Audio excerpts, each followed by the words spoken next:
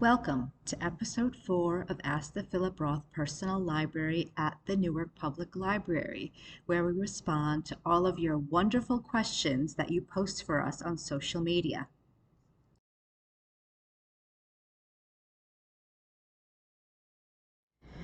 Question 1. Did Philip Roth own any books by F. Scott Fitzgerald? Yes, he did, and he read many of them in college. As an added bonus today, you get to see the ladder that I used to get up and down because some of the books by Fitzgerald were on a high shelf. So, Philip Roth owned 3 copies of The Great Gatsby. Here is one of them. It is a Penguin edition from 1988. And you could see a few notes on the first page. Also, 3 copies of Tender is the Night. Here we are with a hardcover. Because this one has a dust jacket and we wanted to protect the book, we put an archival cover on it. So it's very difficult to show you because we'd have to remove it, but this one is signed by Philip Roth, 1955. A copy of This Side of Paradise. This one also has a cover on it, but you should be able to see Philip Roth, 1954.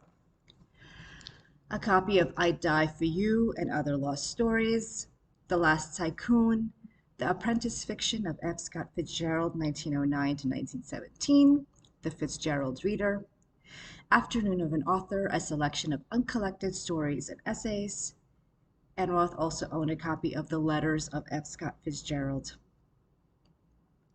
So while Roth read many of these books in college and he found many of them to be influential to him, we do have an interview, the interviews I discussed earlier in previous episodes of Roth speaking with Bellow, and he alludes to Hemingway, Salinger, and Fitzgerald. So I'll play a little clip for you of that. Or Fitzgerald. Gatsby belongs to the world. It's the most charming book ever written, Gatsby. By no means the greatest book ever written. Yeah. But it's incredibly charming. Yeah. There are writers who live in the world of charm. I would say Salinger, Fitzgerald, and Hemingway.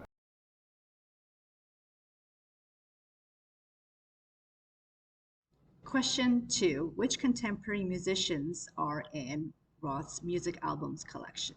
So we did receive quite a few of Roth's vinyl records, and right after this clip, I'll include some screenshots of how you can access that inventory online.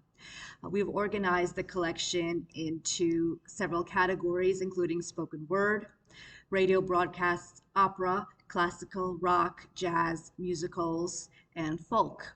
I don't believe there's much in this collection beyond the mid 1970s.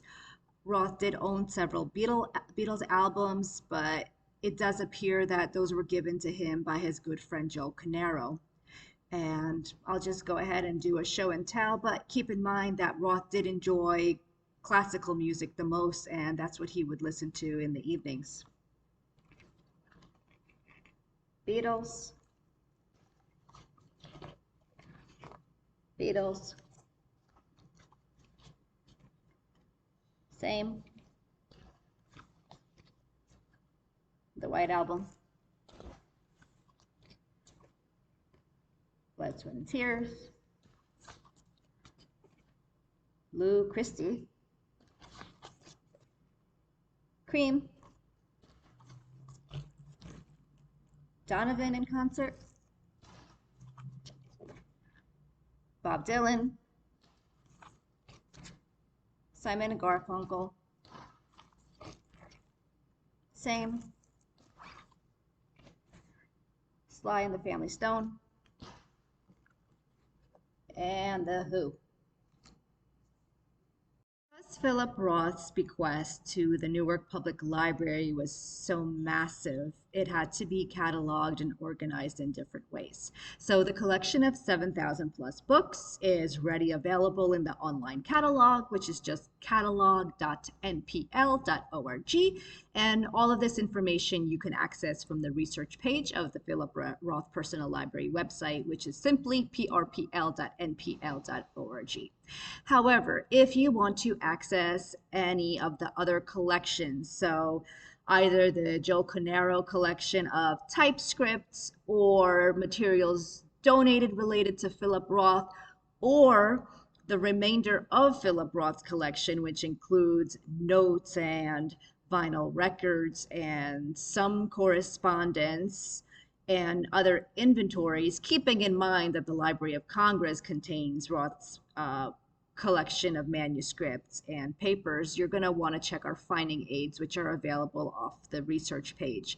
So here are the links, and then when you access those, you'll kind of scroll down to the middle of the collection, and then you can expand the different categories and see what's in there.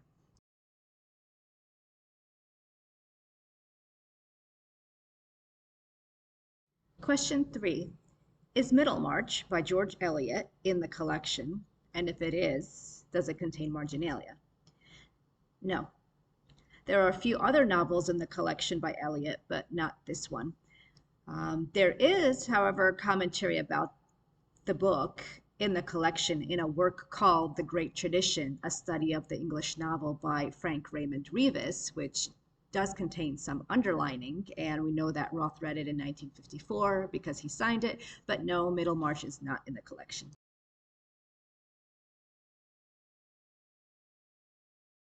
Question 4, which is a three-part question. Did Roth's library have any Chinese books? What Chinese author did Roth like, and what did he think about China? So, yes, his library had a few books that were either written by Chinese authors or there were also nonfiction books, so biographies. There was one travel book about traveling to Hong Kong, histories, and even two Chinese cooking books. So for fiction, the few that I've seen include Wild Swans, Three Daughters of China by Young Chang, Old Floating Cloud, two novellas by Can Zhu, Strange Stories from a Chinese Studio by Pu Songling, and two works by Fei Eng. So those were in the collection. Regarding what Chinese writer did Roth like, the books didn't really have any marginalia, and I have not seen anything in the interviews or anything written about that in the biographies that we have here. So I can't answer that question. And what did Roth think about China? Again, I've culled through every single interview that we have here, and the closest that I've come up with is that the title for the book, Indignation, traces back to the national anthem of the People's Republic of China. Other than that, Roth didn't write about his opinions of China, so I am unable to answer that one as well. Thanks for your interest and for your questions. If you have a question at any time, you can email us at prpl@npl.org. Thanks for watching.